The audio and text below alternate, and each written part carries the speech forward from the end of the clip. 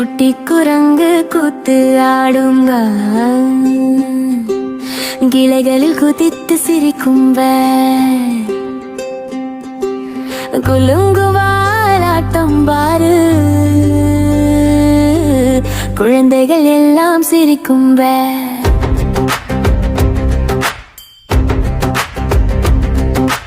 மாம்பழம் கையில் இடித்து யாரும் மரமில் ஏறி உட்காரும், என்னடா இது என்று பார்த்து சிறு சிரிப்பில் சத்தம் போடுங்க.